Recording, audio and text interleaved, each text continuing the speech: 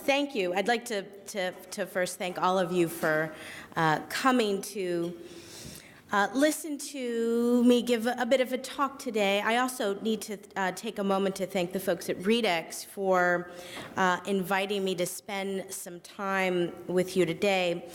What I'm going to try to do is, it's sort of a combination of a sort of scholarly talk about some of the work that I'm doing on African American women's history, some of which comes out of my work at the library company, but also to sort of talk about or talk through some of the issues that face scholars who work in early African American history, in particular early African American women's history. So, which is why I have titled today's talk, Still Reading the Silences, African American Women's History in the Digital Age.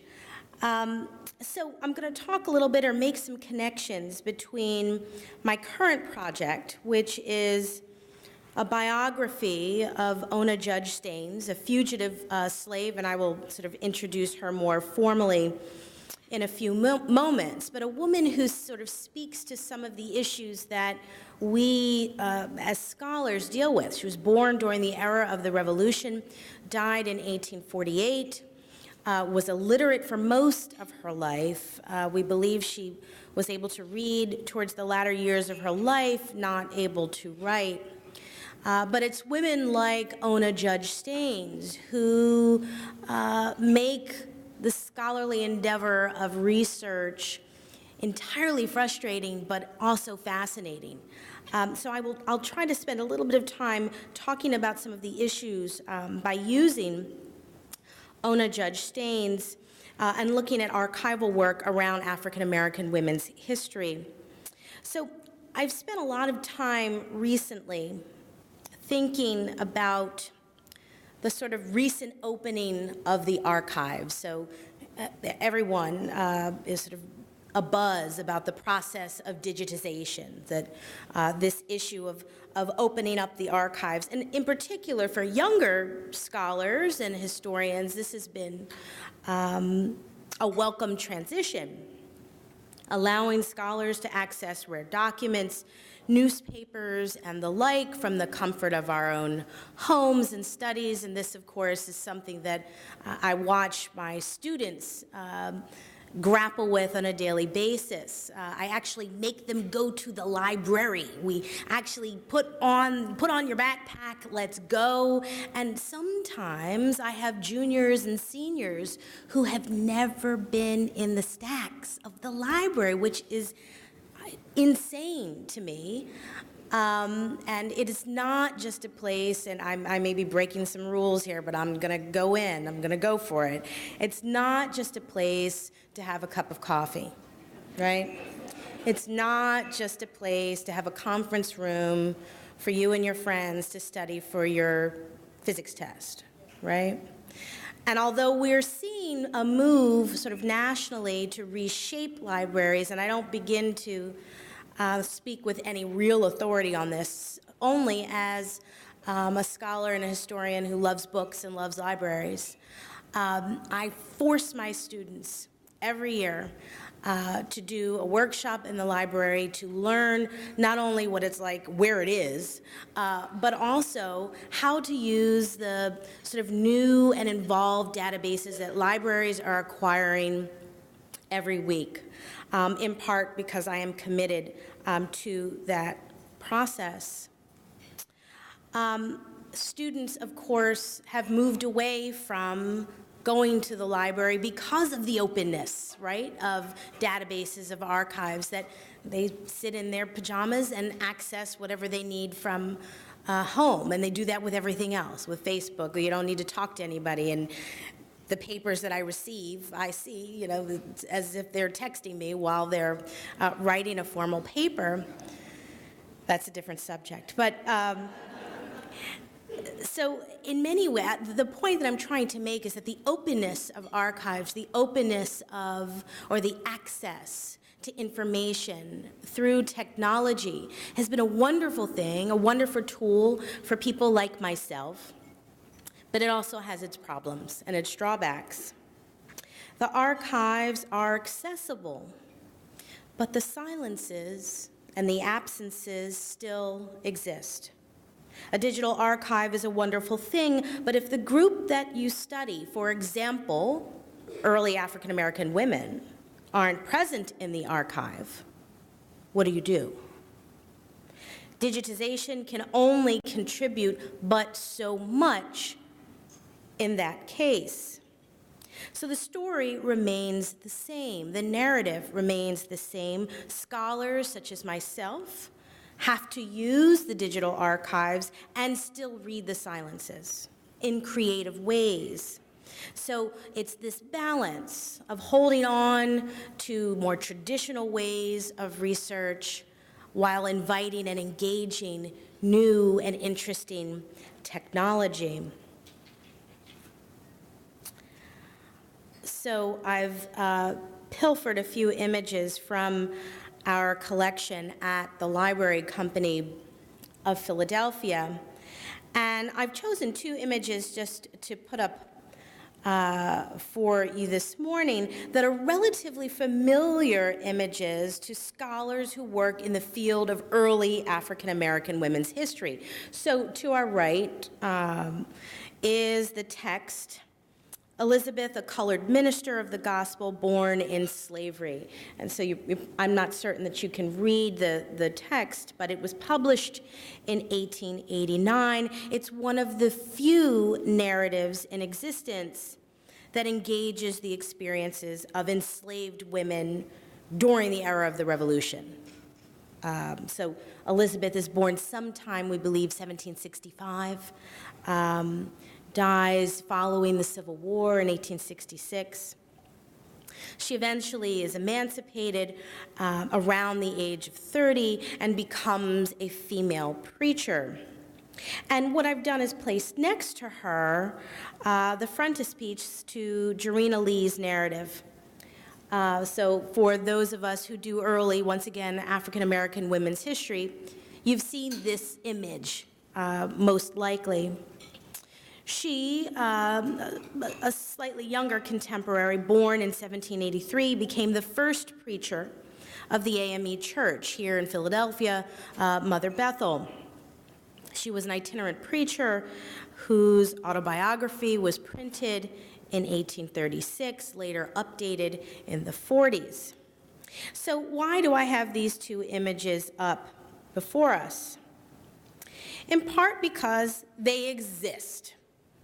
They are here in the archives as a part of our collection. And the digitization of these items allow for scholars to have this kind of quick access. As I said before, a wonderful thing. However, there are only a few items such as these, in existence, written or narrated by African American women. Most of them, interestingly, are connected to religion. So for those who are engaged in the work of a sort of early African American religion, you'd know these texts as well. And while this is, as I said, a sort of wonderful thing for us to use as historians, it begs the larger question, what about regular women? What about women who were illiterate, those who barely scraped by, those who were enslaved, those who never became free, as old Elizabeth did? How is their story heard? Does digitization help us uncover these women, their lives? Well, yes and no. And what I'm going to do, I'm going to ask you to indulge me and allow me to use the life of Ona Judge Staines as a case in point. She's a contemporary, or was a contemporary, of Elizabeth. She was born in the era of the Revolution, and Jarena Lee. And her story reminds us of the limits of the archive. I wish I had an image of Ona Judge Staines to share with you, but none exists. So what I'll do is tell you a little bit about her.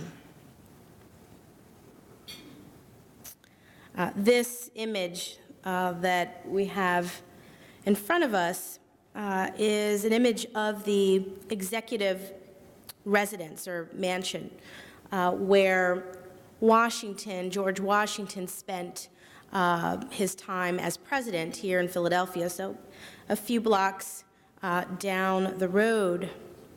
And part of what my talk today will do is explain what was happening in the walls of this home.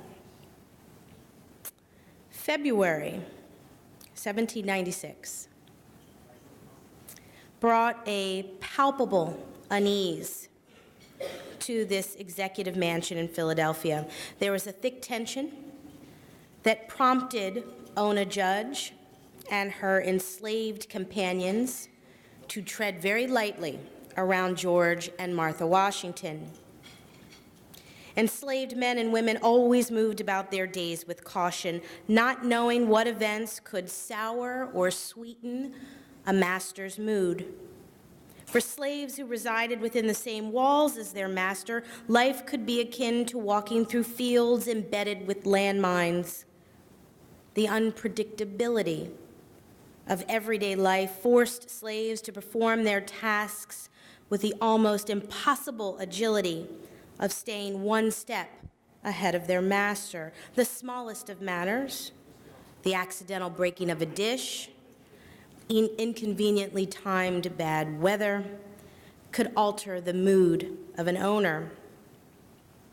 Although the president did not earn the reputation as a violent or physically punishing slave owner, he did, on occasion, lose his temper. Ona Judge, his slave woman, maneuvered through her daily tasks at this house with a smooth watchfulness, perhaps attending a little bit extra to Martha Washington in February. For 7 years, Judge had served her mistress well, becoming Martha Washington's closest body slave. All who knew the Washingtons on a personal level were familiar with Judge, for she often accompanied her mistress on her social calls. Since moving to New York and then to Philadelphia, the First Lady's life was filled with socializing and public events. The Washington social calendar was quite full, and the upcoming birthnight ball in honor of the president's 65th birthday involved considerable planning. Judge understood her mistress, and she knew just how much Martha Washington cared about her grandchildren. She, Martha, had outlived every single one of her children, fathered by her first husband. George was her second husband. High mortality rates, especially for children, claimed the lives of two of Martha's heirs before they reached their 5th birthdays. 2 older children were lost in young adulthood, leaving Martha Washington devastated. She had no choice but to look towards her grandchildren for hope and enjoyment, although she was only 27 years old when she married George Washington. Their marriage never yielded offspring, a subject that must have been difficult for both the president and his wife. After the death of her son, John, who's known as Jackie, Martha and George Washington welcomed 2 of Jackie's small children into their home, raising them up through adulthood. Those children would come and stay a good portion of their lives here in Philadelphia. Judge must have witnessed the shock and concern of her masters after they read through the mail on February 6th. The president received a letter from Elizabeth, his 19-year-old step-granddaughter, informing her grandparents of her intention to marry. Eliza wrote of her engagement to Thomas Law, a British businessman who'd spent a considerable amount of time in India as a policymaker. Law immigrated to America in 1794 and became involved in land development in and around Washington, D.C. Law met Eliza, who was 20 years his junior, and a romance turned quickly into an engagement. Eliza's father was deceased, George Washington stepped in and served really as an appropriate surrogate to approve or reject the marriage proposal. The news sent the executive mansion into a tailspin. Although this was very personal family business, everyone who lived within the walls of the president's house knew exactly what was happening. As a slave, Judge had to negotiate the boundaries between a house slave and a slave master, an intricate relationship that made her privy to the most intimate and delicate events in the lives of her owners. Slaves were so very integrated into the personal lives of masters that on occasions the boundaries were blurred. Slaves were present at the births of babies, at the deaths of spouses, at the celebrations of birthdays, and as was the case in February of 1796, at the announcement of engagements. In these kinds of situations, slave owners sometimes looked to their slaves for good counsel, most certainly for comfort. Judge was most likely left with the task of simply consoling her mistress. Neither George nor Martha Washington knew about the seriousness of the relationship between their granddaughter and this Thomas Law, and there was much to be concerned about regarding their union. Law arrived in America with 2 of his 3 children, both of whom were the offspring of a relationship with an Indian woman. His biracial children and his age most certainly raised the eyebrows of the Washingtons. However, it was his British citizenship that gave Martha and George Washington reason to pause. Would their dear Eliza be spirited away to a foreign country with her new spouse? Would he consent to remain in America? Now, Judge was still a young woman, about 20 years old in 1796, unable to provide any kind of informed comfort that older, more seasoned slaves were expected to offer in these kinds of situations. The laws of Virginia denied Judge the ability to live within a legal marriage. Therefore, she had no practical advice to offer anyone. But it was perhaps Judge's youth that provided Martha Washington with some consolation. Judge was young, yet very competent, and Martha Washington watched her mature into what she presumed was a faithful house slave. Judge was approximately the same age as Eliza. And when the news of the engagement reached the executive mansion, Martha Washington looked at Judge, skilled, experienced. Perhaps that was a reminder that Eliza was not too young to marry. Surely Mrs. Washington remembered that she herself was only 18 when she married her first husband. Judge watched her owners feel their way through the dramatic events of 1796. The First Lady's concerns must have turned to optimism, for by the end of the month, Martha Washington began to publicly announce the upcoming matrimony to all of her friends. What she didn't announce was the likelihood that Eliza was pregnant.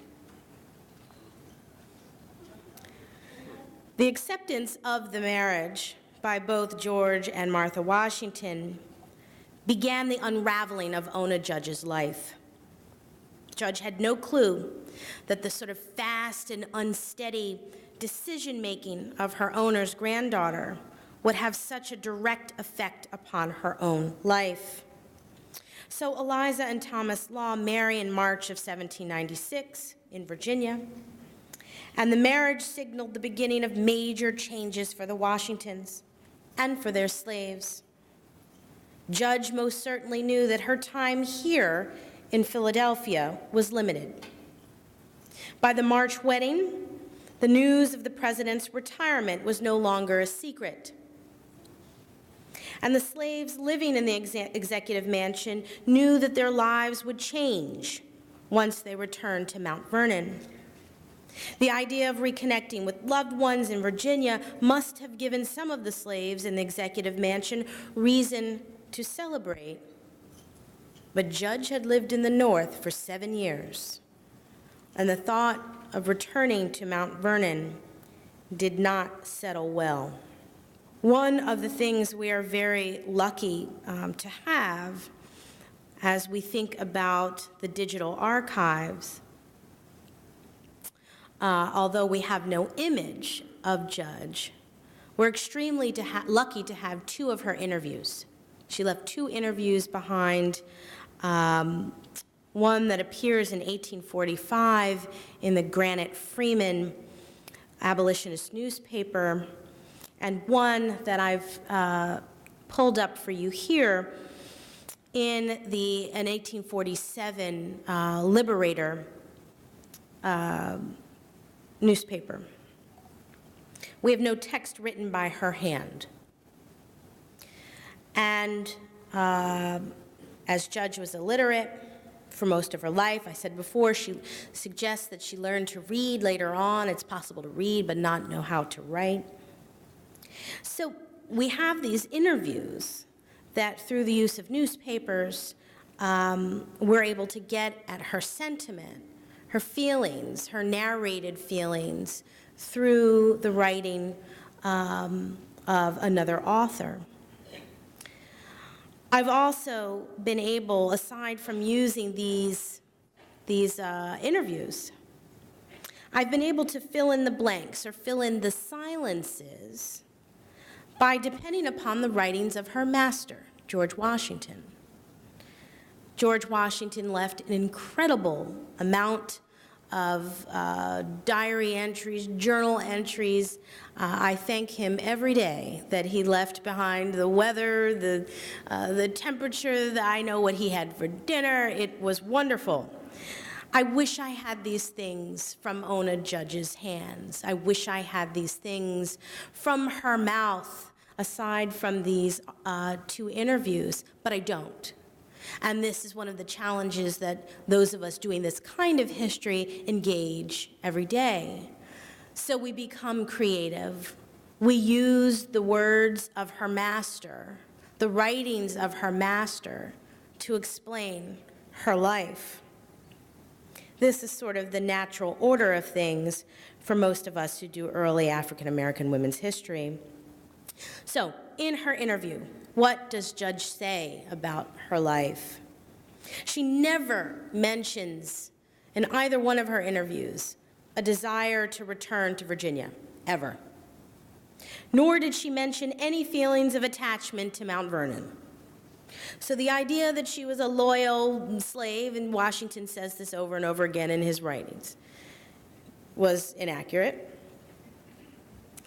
Judge's biggest concern would be the likelihood of never seeing her mother and or sister again. I do have records that tell me who Judge's mother and father were. Betty Davis was Judge's mother. She remained at Mount Vernon when Ona was sent off first to New York and then to Philadelphia, with the expectation of being reunited with her daughter one day. Ona Judge's sister, Delphi, short for Philadelphia, also remained at Mount Vernon, where she and her mother spent their days sewing for the Washingtons. Judge's other sisters, Nancy and Lucinda, were deceased. And while the welfare of her mother may have weighed on her mind, Judge knew that Delphi was at Mount Vernon to assist Davis as she moved towards old age. Judge's concerns about her mother were well-founded, for by 1795, Washington wrote with anger and animosity about Davis. He accused Davis of being lazy, of feigning illness, of occasional indolence, all of which could be punished by the threat of sale. The likelihood of Betty Davis fetching a high price at auction was low. She was older, beyond her peak reproductive years. Judge may have known that her mother was not in the good graces of her master. What kind of world would Ona Judge return to once the president retired to Virginia? Her duties would change to include some of the more typical responsibilities of house slaves in the South, some of which were simply more physically taxing. Although a slave judge was accustomed to a certain kind of labor, one that centered upon the simple care of Martha Washington in a northern city. The frenetic pace of the Washington social calendar kept Judge busy, but also allowed her downtime, time for herself. Judge stole moments of privacy to which she could devote to her needlework.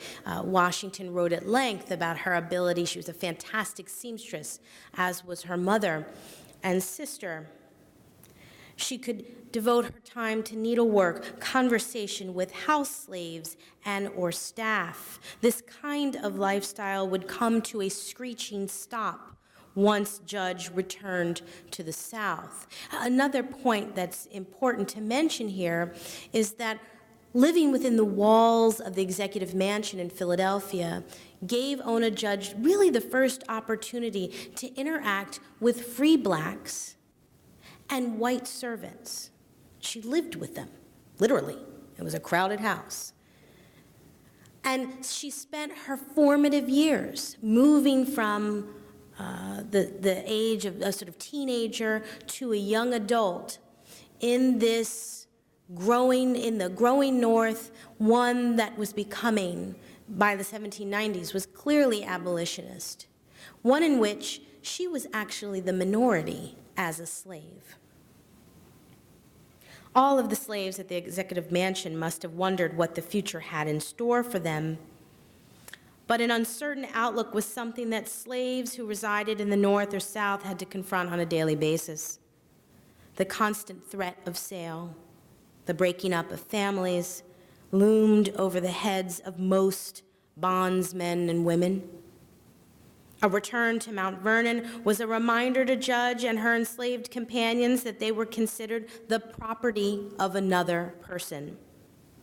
And after living in a free northern city, this was a difficult concept to swallow. For Judge, however, the uncertainty vanished as her fate was revealed. The marriage of Eliza Custis and a change in life circumstances would cut Judge's residency in Philadelphia short. Unlike the other slaves in Philadelphia, Ona Judge would not return from their annual summer sojourn to Mount Vernon. Judge would not be around to witness the president's final year in office. Why? Why wouldn't she return with the other slaves who lived in Philadelphia? Well, Martha Washington's deep concern for her granddaughter trumped any relationship she had with Judge. Sensing that Eliza had entered into a marriage for which she was completely unprepared, the First Lady made a decision that would help her granddaughter navigate through the transition. She would give Ona Judge to Eliza Custis as a wedding gift. This decision may have been expedited by a quick pregnancy, a new marriage, a first baby. A new home was a significant transition for any person, and Martha Washington wanted to make certain that her granddaughter had the best support, her best house slave. Martha Washington chose Judge. Although Judge had earned this top spot among Martha Washington's personal slaves, there was no way for Judge to amass enough personal or emotional capital to convince her owner to change her mind. Judge's fate was now in the hands of Eliza Custis Law, a woman who was the same age and was known for having a difficult and volatile temper. Those who were acquainted with the president's granddaughter knew that she was an atypical 18th century woman in that she was assertive. She knew what she liked. She acted upon it. And this was clearly demonstrated by her quick engagement with Thomas Law. Family members stated that the new Mrs. Law was petulant and that, quote, her tastes and pastimes, she is more man than woman and regrets that she can't wear the pants, end quote. On her trips to Philadelphia, Eliza was known for having a violent and romantic disposition, often appeared angry, completely shirking the social responsibilities of church attendance and dances. She was volcanic, irritable. Eliza Custis Law would most likely doom Judge to a life of poor treatment and uncertainty. Another major concern for Judge must have focused upon the new member of the Washington family, and that was Thomas Law. He was somewhat of a wild card. Made a good deal of money in India. He arrived in Washington, got involved in the game of land speculation, purchased 500 lots, an eventual home in what would be the nation's new capital. Law appeared to be more of an opportunist than a savvy businessman. However, it wouldn't be Law's money or even his citizenship that would be problematic for Judge. She would be more concerned about his principles, his behavior, and especially given the knowledge of his illegitimate children. Law arrived in America with 2 of his 3 sons. They were the product of a lengthy relationship with an Indian woman. Biracial children were far from uncommon at Mount Vernon. Judge herself was the product of such a union. Judge's father was a white indentured servant named Andrew Judge, who had come to live at Mount Vernon. She is the only one of her siblings who's actually given the name Judge on any of Washington's records. So biracial children were far from uncommon, but the shroud of secrecy around Law and his family must have been worrisome to this young slave woman. For female slaves, a master's sexual desires were always a threat. Would Judge become the victim of a new master with a sexual interest? We have no knowledge of that happening with George Washington. I wish I did know something about that. It would make for a great book, right? I think George left her alone. But in most cases, slave women were at the mercy of their male owners. And for women such as Judge, who had worked in the close proximity of the household, there would be very little opportunity of her avoiding this new master. The realities of female enslavement included rape and forced breeding. And no matter a slave woman's position in the slave hierarchy, a bondswoman was never safe from sexual attack. We know this from other narratives, such as the narrative of Harriet Jacobs, where she describes, in her own words, her battle against sexual aggression that she found in the household of a new master. And Jacobs wrote, "No matter whether the slave girl be as black as ebony or as fair as her mistress, in either case, there is no shadow of law to protect her from insult, from violence, or even from death. All of these are inflicted by fiends who bear the shape of men," end quote. For a young, childless woman like Judge, the dangers of the unfamiliar must have served as yet another prompt to simply run away. Living in Philadelphia exposed Judge not only to the benefits of owning one's labor, but also of being able to select a mate, to have a relationship sanctioned by law, and to bear children that did not belong to a white master. Judge watched the cross and difficult Eliza select a husband without regard or concern for what others thought. She began a life of her own. Now she was married and on her way to motherhood. Legal marriage would be an impossibility for Judge. if she returned to Mount Vernon, and the ability to select a father for her children would also be far from reach. The decision to hand Judge over to Eliza Custis Law was a reminder to the bondswoman and everyone enslaved in the executive mansion that they had no control over their lives, or very little. The time spent in New York and Philadelphia changed Ona Judge. Slaves all over the young nation always imagined and wished for emancipation, but for Judge, she had the tangible experience of living here in Philadelphia among free blacks. Indeed, Judge was a slave and never forgot her place in the social hierarchy of the slaveocracy of Virginia. But in Philadelphia, she could see freedom. She could feel freedom. She experienced freedom in the smallest of ways. All of these things came together to push or force Judge to act, to consider a life as a fugitive slave. The president was pretty vigilant about slaves who attempted to escape from Mount Vernon.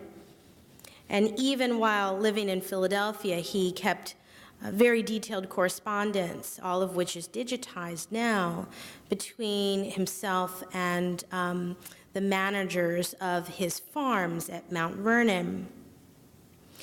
Although the president preferred to keep slave families together, he was not completely averse to punishing or selling difficult slaves. During the early 1790s, Washington shipped at least 2 difficult slaves to the West Indies after becoming exasperated with their repeated defiance. Washington warned a slave named Ben that he would not tolerate disobedient behavior and that, quote, if a stop is not put to his rogueries and other villainies, by fair means and shortly, I will ship him off as I did Jack, end quote. He will go to the West Indies where he will have no opportunity of playing such pranks as he is at present engaged in. The slave Jack that Washington referred to in his writings had been sold off for a quantity of wine in 1791. Judge knew that her master was not beyond selling a slave, especially for serious infractions of the rules. Judge also knew that slaves at Mount Vernon were susceptible to physical violence, and in January of 1793, Washington condoned the whipping of a slave woman named Charlotte. She was considered indolent and disrespectful. Ona Judge knew that the consequences of running away would be steep, and that if her attempt was unsuccessful, she would most certainly face a difficult life.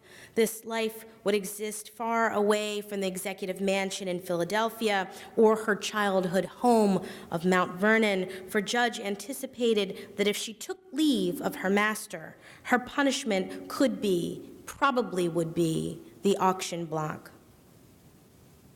There were recent changes in the law that George Washington signed, the Fugitive Slave Law of 1793, which made it a crime to harbor a slave who had escaped his or her master. So the laws were much more rigid regarding escape, but that didn't affect Ona Judge's decision to run away. It was calculated.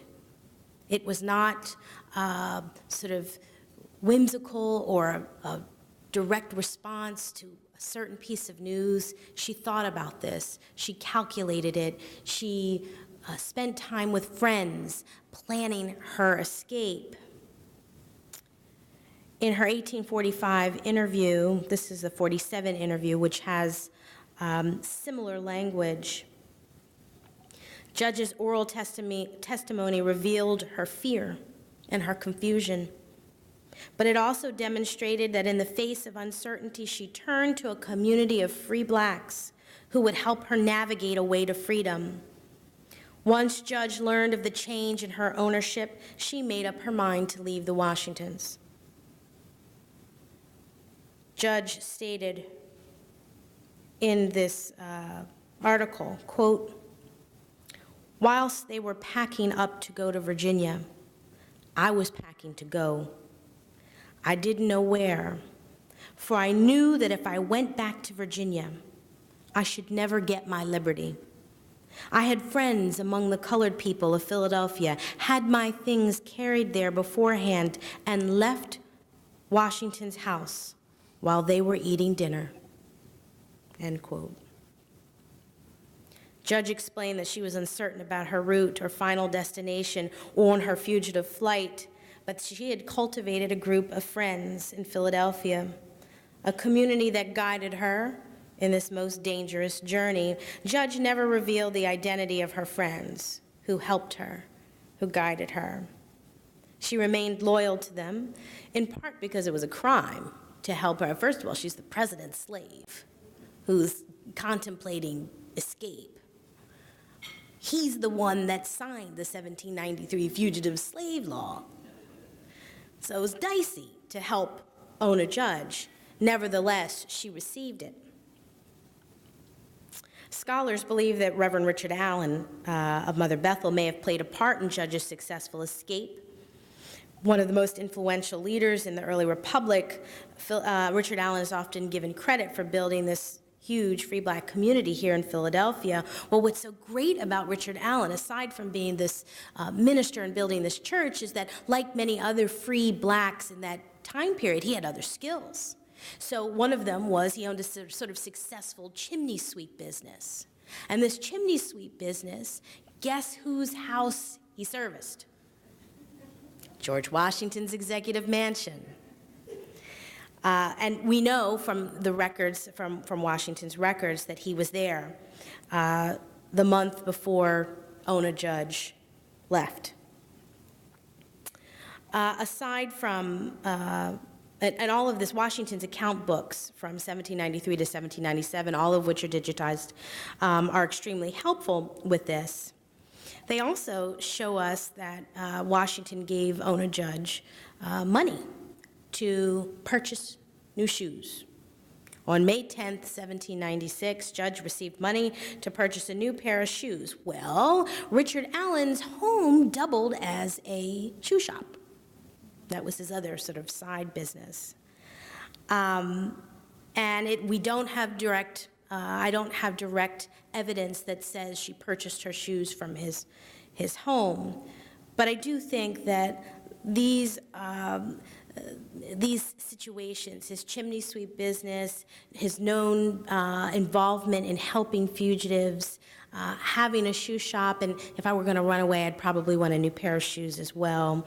All of these things come together as we help rebuild, piece together Judge's life. Judge was careful in her intentions to escape remain undetected by her owners and the slaves who lived in the executive mansion with her. Judge knew that the moment she walked out of the president's mansion, that her status as a trusted house slave for the most powerful American family would immediately come to an end. No longer was Judge the favored slave of her mistress. Instead, she became a fugitive who would go to extremes to protect herself. Judge looked for passage out of Philadelphia as quickly as possible. It's 1796, it's May. Most fugitives would look to the cities of Philadelphia and New York. They were large, they had larger black populations, it would be easier to hide. Ona Judge could not go there. She had spent the first 18 months of the president's time in office living in New York, so she was known there. There's absolutely no way she could stay here in Philadelphia. She would be caught. Judge needed to leave as fast as possible and looked to the wharves of the Delaware River to make her escape. This is the advertisement that appears in the Pennsylvania Gazette, May 23rd, 1796, that Washington Stewart put into the newspaper about his runaway. Eventually, the Washingtons, after dinner at some point, realized the Judge was gone, that it was highly unlikely that she had possessed any intention to return. Washington was accustomed to slaves running away from Mount Vernon, and on occasion they would return after several days or weeks. It was much more difficult for slaves to escape from the South and engage in a very long journey. They lacked proper food and clothing. That wasn't the case with Ona Judge. She had proper clothing. She had new shoes. She was already in the North. An escape would be smoother. On May 23, 1796, Frederick Kitt, the household steward for George Washington, placed this ad in the Pennsylvania Gazette, which is also digitized, acknowledging the disappearance of Ona Judge.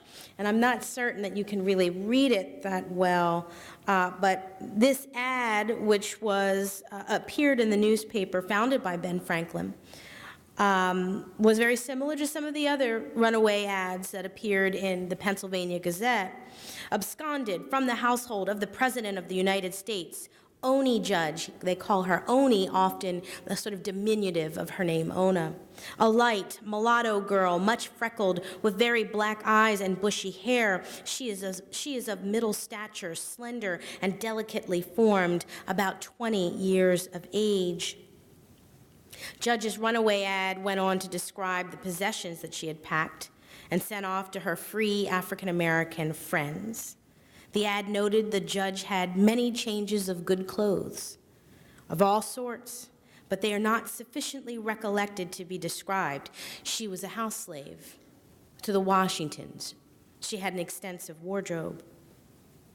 Unlike the majority of runaway slaves, Judge was not confronted with this problem. She was always dressed in an appropriate fashion. Judge prepared to escape. She had clothing. She more than likely had money, because Washington also often gave gifts of money and wrote this in his diary to his slaves on his birthday.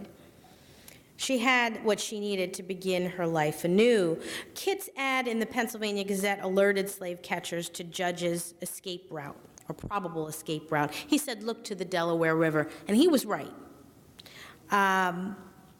Eventually, in her 1845 interview, Judge told of her journey to Portsmouth, New Hampshire. And when I first came across it, I was like, why does she go to Portsmouth? Like, what on earth would, really? No offense to any New Hampshireites here. It's a lovely city. I've been there. But I figured, 1796, fugitive black woman with Portsmouth? Okay. But it actually made sense after some time in the archives. In her 1845 interview, Judge told of her journey to New Hampshire on a vessel that was commanded by Captain John Bowles, and Judge remained secretive about her planned escape for the entirety of her life. She only announced his name in this newspaper after he had been long dead and buried. So, and throughout all of her life, she actually never really named anyone else except him in the assistance that she received. She wrote, I never told his name, or rather she spoke, I never told his name till after he died a few years since, lest they should punish him for bringing me away. Judge protected the identity of Bowles until very late in her life. She was extremely grateful. She owed much of her new life to Bowles. She didn't publicly mention his name. He died sometime in 1837. She doesn't even mention his name until the 1840s. So she sails out of the port of Philadelphia sometime during the latter part of May on a sloop named the Nancy. She had a sister named Nancy as well, and she would later name one of her own children Nancy. Like many other 18th century seafaring men, Bowles operated a shipping business with his partner, Thomas Lee, and they ran lumber and food items and fish through the hub cities of New York and Philadelphia. Newspapers in New Hampshire document the coming and goings of this ship.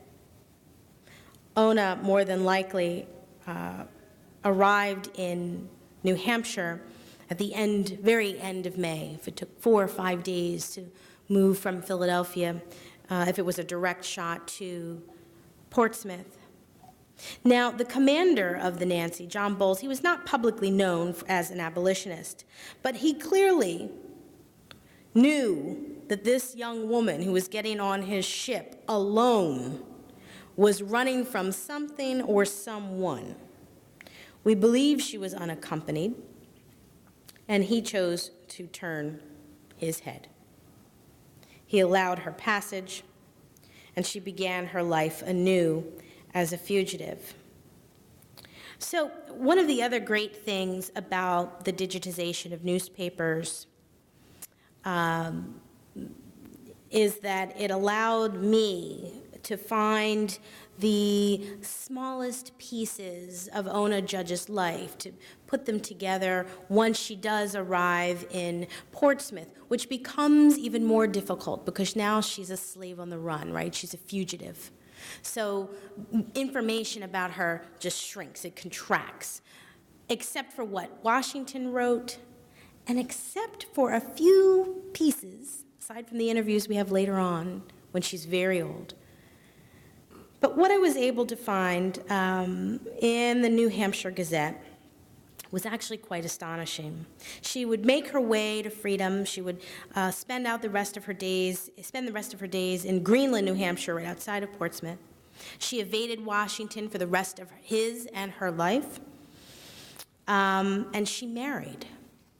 She married Jack Staines, a free black seaman. He worked the seas, had children, worked as a domestic until the end of her days. She endured the trials of poverty and as a fugitive until her death in 1848. But freedom was worth it for Judge. Her marriage announcement appears in the New Hampshire Gazette on January 4th, 1797.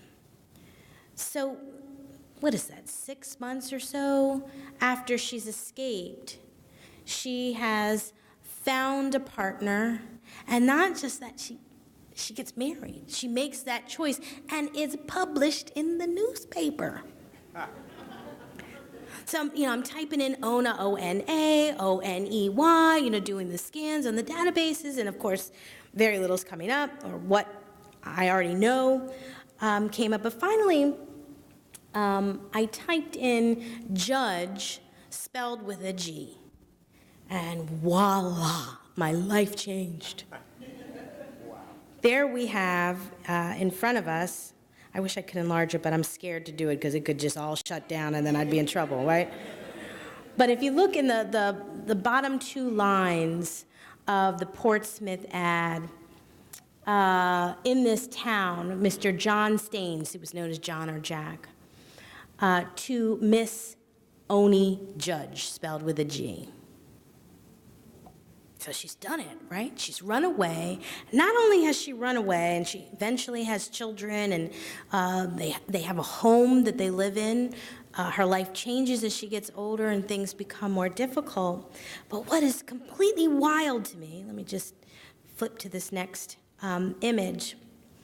And this brings us back, or full circle, to the use of the archives and digitization. So I'm able to see this little piece that tells me, whoa, she got married, and it's in the newspaper.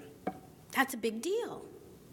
But what's even more ironic is in that same newspaper, on the same page, and once again, I'm not going to try to highlight it, but in that second column, there is a response written by George Washington to something completely different. It was, oh, thank you, citizens, for wishing me well. He's about to leave office. John Adams had been voted in. He was on his way out. It was a sort of thank you. On the same page as Oni Judge's marriage announcement. Like, this woman is contesting him over and over again. She clearly didn't know that would happen, but the fact she's even contesting him in print. She's escaped. And now her marriage of a man she's chosen appears on the same page of the New Hampshire Gazette as Washington's own writings. Judge was fearless. She contested him in deed and word. She dared to escape the President of the United States. And then her marriage announcement, 3 columns over from his words, reminded Washington and the nation that Judge controlled more than she thought.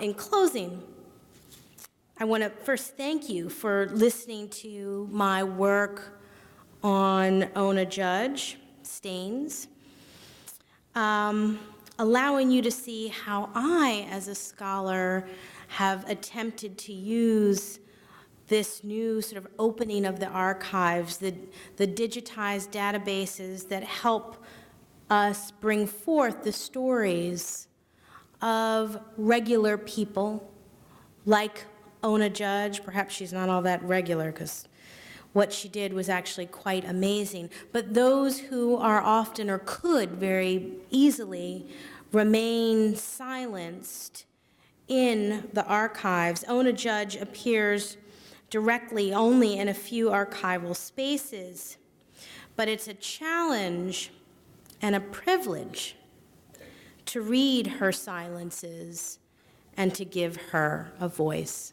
Thank you.